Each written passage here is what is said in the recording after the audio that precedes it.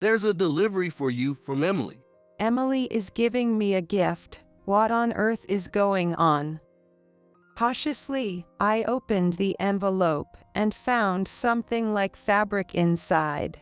When I unfolded it, it turned out to be an apron. But the moment I laid eyes on it, I blurted out, without ever wearing it, "Sending me something like this, that daughter-in-law of mine, is definitely weird." My daughter, Michelle, said with a pale face. Mom, just throw that away already. Around noon, my son, Ryan, whose wife is Emily, came by holding a package in his hands. Mom, it's Mother's Day today. Sorry I haven't done much for you up until now. Here's a gift. I fell silent. What's wrong? Did something bad happen? Ryan could tell the atmosphere between me and Michelle was gloomy, so he asked. The truth is, before you came, I got a gift from Emily as well. Come to think of it, she was always looking at Apron catalogs. Yeah. Emily bought that apron and sent it to Mom. Well, that's nice. So what does the apron look like? Show me. Not knowing anything, Ryan said with excitement in his eyes. As I hesitated to respond, Michelle glanced at the trash can. Huh? What? Is there something in the trash? Ryan's expression changed completely when he looked inside the trash can. What the heck is this? Emily went out of her way to pick this for you. You should apologize to her. Even after seeing this, can you still say the same thing? Can you blame Mom? Michelle carefully pulled the apron out of the trash and spread it wide for him to see. At the moment he was faced with the unexpected reality, Ryan's face froze. What the? This can't be real. My name is Sarah, and I'm 56 years old. I'm just an ordinary housewife with 2 kids, but not long after Ryan entered middle school, my husband passed away from illness. Fortunately, we received enough life insurance from my husband to take care of the kids, so we were financially stable. Although we had no financial struggles, raising 2 children well was no easy task. Ryan, in particular, was always making big statements, but no matter what he did, he never stuck with it. Whenever he stumbled, even a little, he couldn't move forward. It was such a frustrating habit. In high school, after hearing in a special class that being a government employee would secure your future, Ryan came home saying, "I'm going to be a government employee." But as soon as he realized how tough a national exam was and saw his own academic record, his spirit broke.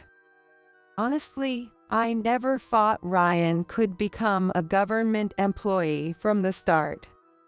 I laughed it off and forgave him, but from that day on, Ryan never talked about his dreams again. Well, I guess I'll just study enough to get into any college, then find a stable paying company. His big dreams gradually turned into smaller, more realistic goals. In the end, he found a job as a sales representative at a small company. Living a steady life isn't so bad after all.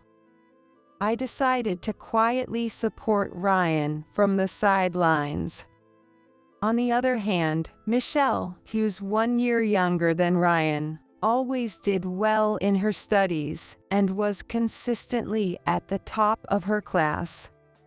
She was a well-behaved child who eagerly helped with chores like cleaning, laundry, cooking, and even washing dishes, so she was never any trouble for me.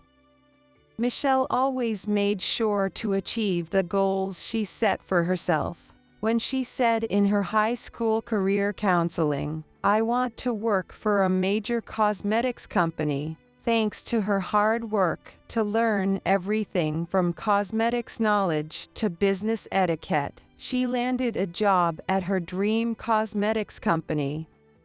After both of them moved out for work, I now live alone. Without the sound of their laughter or their occasional fights, the house suddenly felt lonely. My only source of joy now was the occasional phone call from them. One day, Ryan called. He sounded a bit nervous, speaking very formally. Actually, Mom, there's someone I want to introduce to you. Whenever someone says they want to introduce you to someone, even the least intuitive person would know it means a fiancé. Come to think of it, Ryan was in his mid-20s. About the same age my husband and I got married, so it wasn't surprising that he had someone special in his life. To be honest, while I felt a mix of surprise and sadness at the thought of losing my son to someone else, I also understood that, as a mother, I no longer had the right to hold him back. That weekend, Ryan came home for the first time in a while, bringing along a young woman by his side. Let me introduce you. This is Emily. She works for a big apparel company. Nice to meet you, Sarah. I'm Emily. It's a pleasure to meet you. The woman who introduced herself as Emily didn't wear flashy, trendy makeup. Instead, she gave off a refreshing, pleasant impression with her polite demeanor. Since Ryan had chosen her, I thought, maybe I should trust his judgment. I might have been a bit more lenient in my inner evaluation. When she sat on the sofa in the living room, and I started to serve coffee, she quickly stood up in a fluster. Sarah, let me handle that. No, it's fine, you're our guest, so feel free to make yourself at home today. Seeing how well-mannered she was, my impression of her improved even more. She had a soft, warm smile with dimples that made her look so charming. Ah, I see why Ryan fell for her. Huh? What did you say, Mom? Oh, nothing. I didn't say anything at all. I laughed it off. Anyway, I'd love to hear how you two met. I asked, intrigued. Ryan, looking a bit embarrassed, replied. Actually, we met at a group date just 2 weeks ago. Hearing this, I was so shocked I nearly fell over. You've been together for just 2 weeks, and you're already engaged. Isn't that a bit too fast? I don't think it's too fast at all. Nowadays, quick marriages are normal. I've even heard of people getting married without dating at all. When he put it that way, maybe he had a point. But as a mother, I couldn't help but feel worried. When Emily left to use the bathroom, I turned to Ryan and asked, "I'll trust your choice, but are you really sure about this? Are you ready for it?" Of course. Are you saying you don't trust Emily, Mom? I shook my head. It's not about trust. I just think getting engaged after only 2 weeks is way too soon. Ryan chuckled as if he found it amusing. Mom, didn't you have a super short courtship with Dad before you got married too? He brought up an old memory, and those sweet and awkward moments from my younger days resurfaced. I quickly cleared my throat, brushing the memory aside. That was different. Our parents knew each other well, and we had a trusted matchmaker. Your situation is not the same. Maybe. But regardless, the fact remains that Emily and I are getting married. Even if you don't approve, my decision won't change. Ryan looked at me with determination in his eyes, almost challenging me. I'm not saying I disapprove of your marriage. I trust you, so if she's the one you've chosen, go ahead. Thanks, Mom. I knew you'd understand. Ryan's eyes sparkled with excitement. Emily seems like a responsible woman, and I'll acknowledge your engagement, but maybe you should date for at least a year and get to know each other better before making such a big decision. You don't want to end up with regrets later. I gave Ryan some advice out of concern, but it seemed to bother him. You might have just met her today, but I've spent 2 weeks getting to know Emily. I'm confident I understand her well enough. There's no way I can wait a whole year. Ryan's resolve seemed as solid as a rock. When Emily returned from the restroom, Ryan said, Anyway, we'll build a great family like you and Dad, so just watch over us. With that, the young couple left, and 2 months later, they had their wedding. A few days later, Ryan called to tell me that Emily had quit her job and become a full-time housewife. So that's how it is. See you. Wait a second, are you sure this is okay? Emily quit her job for me. She says it's better if she focuses on having and raising kids. Plus, Mom, you'd like to see a grandchild soon, wouldn't you? This is for you too. I couldn't shake the feeling that he was just sweet-talking me. With how fast things were moving, I felt like I was being left behind. Ryan got married in such a hurry, but is this really going to be okay? That woman, Emily, are you sure about her? Michelle voiced her concerns on the phone, but I gave a wry smile. Well, what's done is done. All we can do now is watch over them and support them warmly. Yeah, I guess you're right. Though we both had our doubts, Michelle and I reluctantly accepted the situation. Time flew by, and before I knew it, 4 years had passed since Ryan and Emily got married. However, I had yet to hear any happy news about them having children. Emily had quit her job to focus on starting a family, but there were no signs of it happening, leaving me feeling restless. But then again, having children is a blessing from above, so it's not something that I could rush. I didn't want to put any pressure on them, so I made a conscious effort not to bring up the subject of children when I was around them. Ryan and Emily came to visit me for Thanksgiving and Christmas, but other than that, we didn't see much of each other. Even so, Emily always acted like a good wife in front of me, and I didn't have any real complaints about her. She seemed to manage the household chores well enough, and there was nothing for me to nag about. But then, at a family gathering, I heard some unsettling rumors about Emily. When I visited Ryan's house recently, it seemed like they were struggling financially. What? That can't be. I haven't heard anything about that. This came as a complete surprise to me. Ryan had never mentioned having any issues at work. But then again, he might have been keeping it from me to avoid causing worry. Still, I didn't want to pry and make things worse for him. I trust Ryan to handle things himself, so I don't think it's my place to interfere.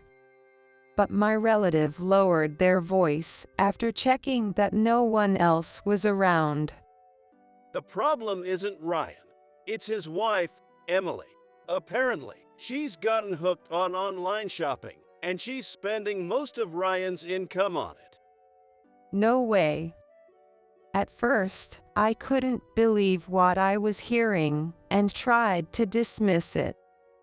Though I had only met her a handful of times, Emily always came across as responsible and not the type to squander money on lavish spending. It's not just me. Other relatives and acquaintances have said the same thing. They don't trust her. Hearing this with such a serious tone, my doubts about Emily slowly grew. When I later brought it up with Michelle, she didn't seem the least bit surprised.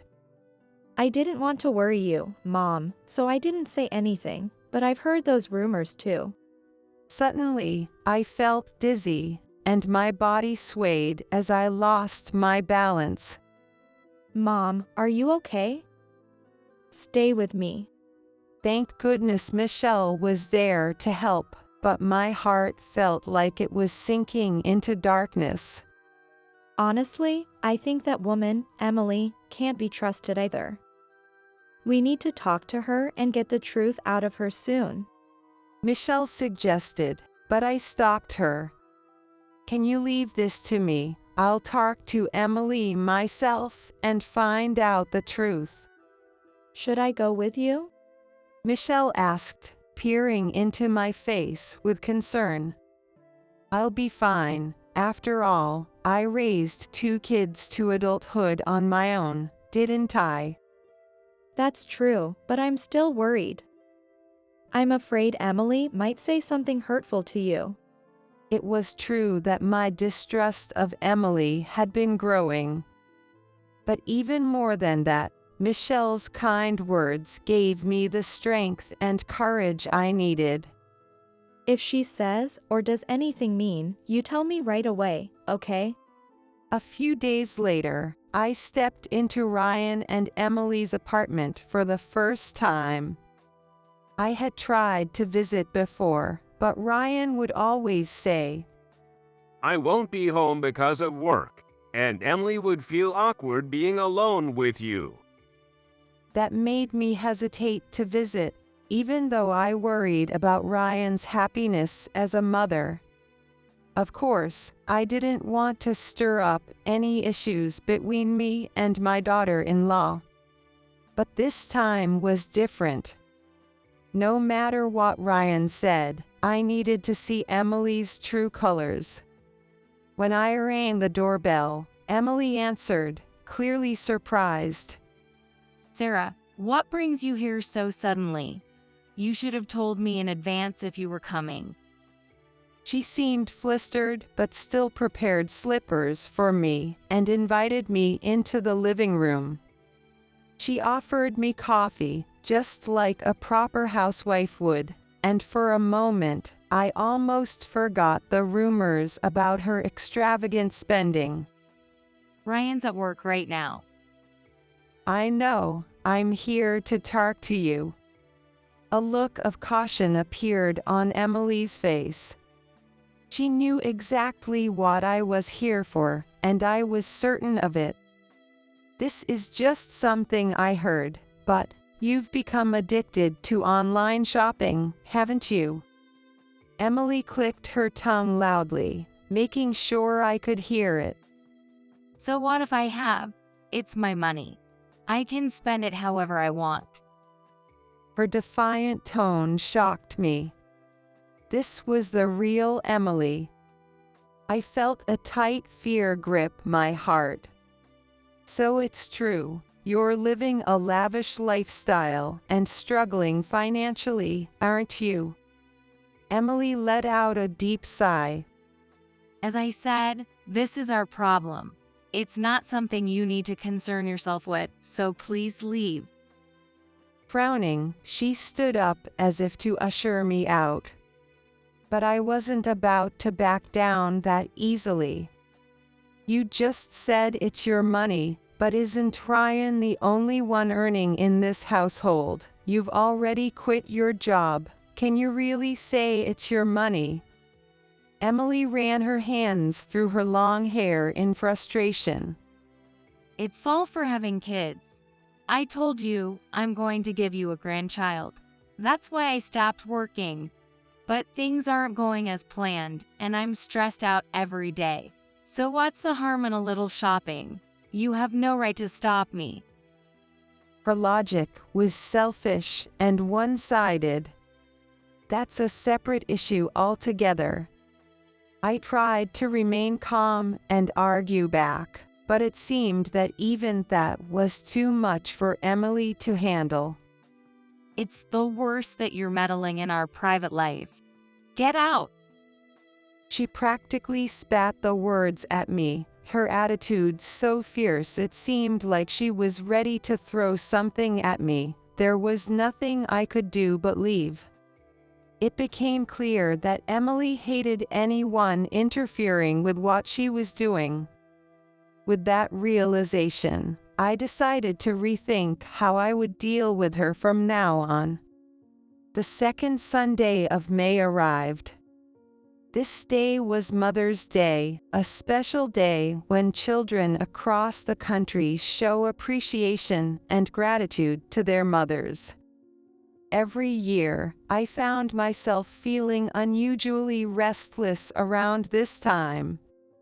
As I returned home from shopping, I saw Michelle pulling into the driveway in her car. Just got back. Ha! Perfect timing.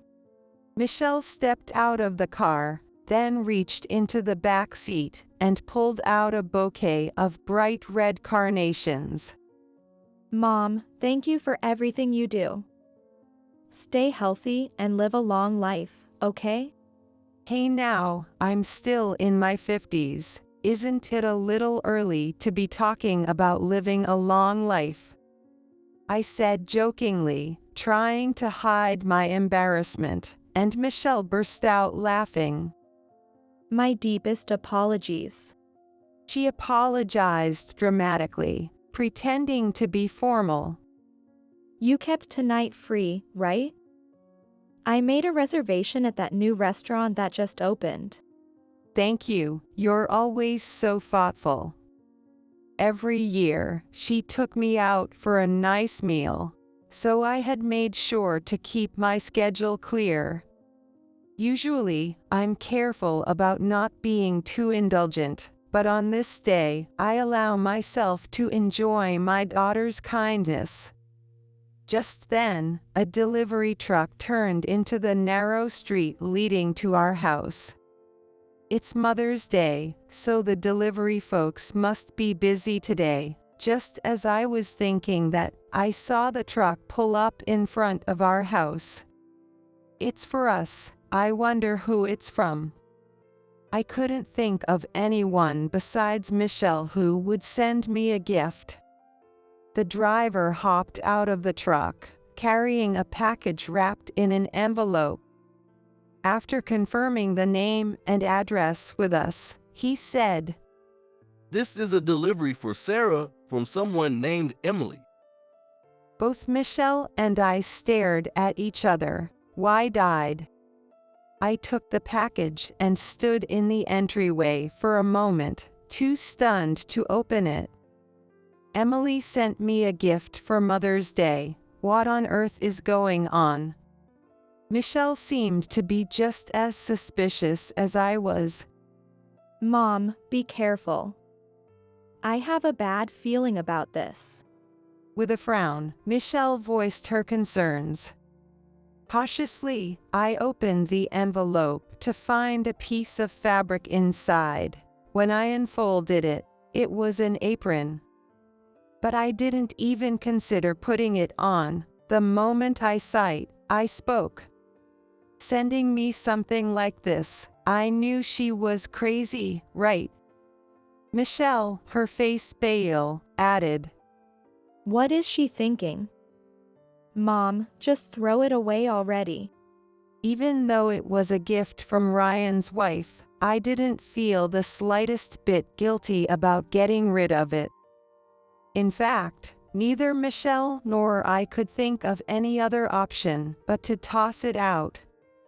After noon, Ryan came over with a wrapped package in his arms.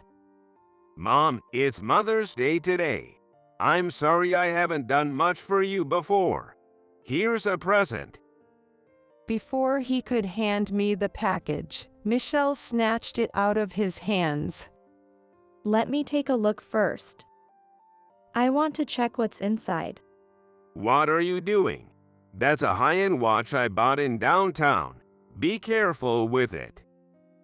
Ryan was annoyed by Michelle's rough handling of the package. After checking the contents, Michelle found nothing wrong and handed it to me. All right, it's good. Here you go, Mom, a present from Ryan. Thank you. I'm relieved it's something normal. What kind of reaction is that? I thought you'd be happier. Ryan seemed disappointed and made a sound of disapproval because I wasn't more excited.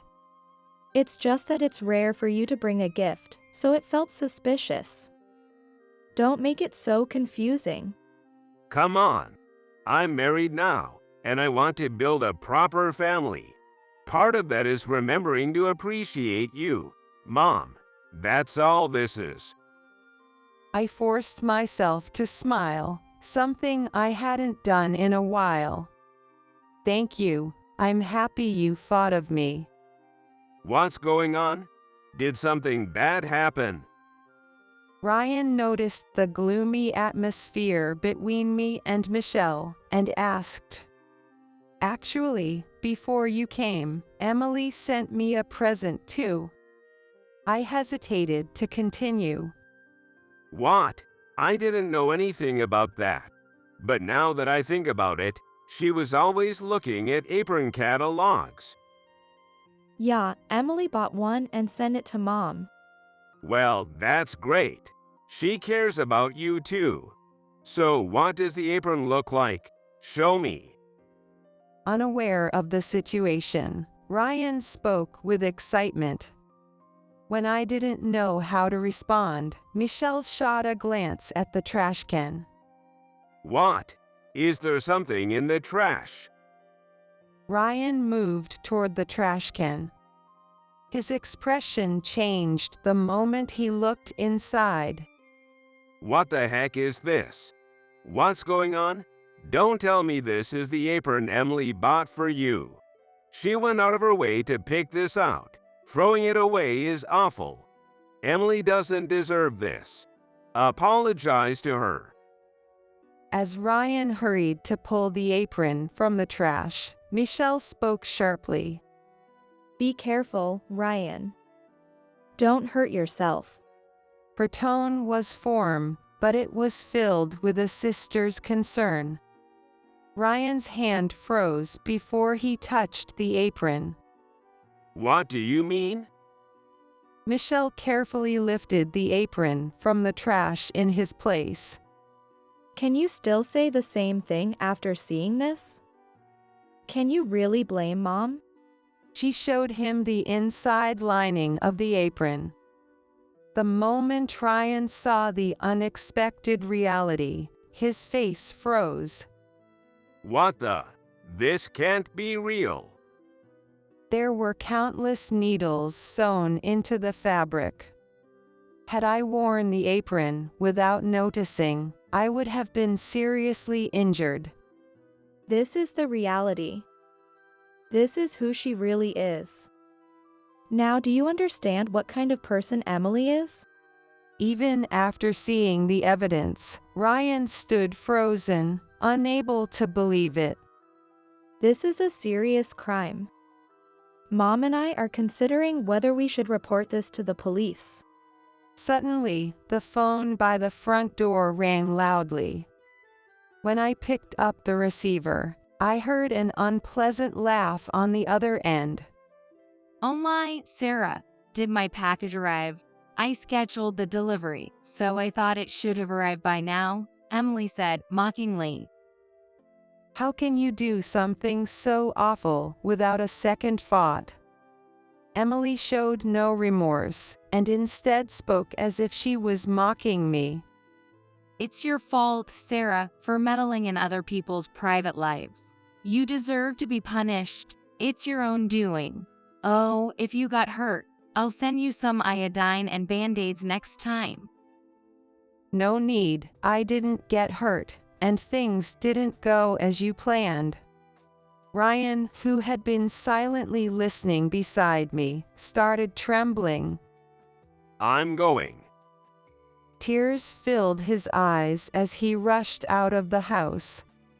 The next day, Ryan returned and told me he had confronted Emily, not so much a conversation, but more of a heated argument. I've decided to keep my distance from her for a while. I never thought she'd do something so stupid. According to Ryan, Emily hadn't expected him to be at the house that day. She had wanted to harass me in secret, but Ryan ended up finding out. Panicking, Emily became frantic and started spouting nonsensical excuses. It must have been the delivery driver. Maybe they did it out of frustration with their job. But even Ryan, as clueless as he sometimes was, could see through her lies. You should be grateful, Mom, that Michelle didn't call the police. When Ryan said that sternly, Emily snapped and completely doubled down. So what? Are you going to leave me? Fine. I don't care. Honestly, living with you is just annoying and boring anyway. But Ryan, not wanting a divorce, panicked. Let's separate for now. We need some time apart. But I don't want a divorce. I love you. Why separate? Just go for the divorce. That's the logical next step. When Michelle heard what Ryan had said, she shouted in frustration. She couldn't believe Ryan would settle for just a separation after what Emily had done to me. I can't believe you, Ryan. You've really disappointed me.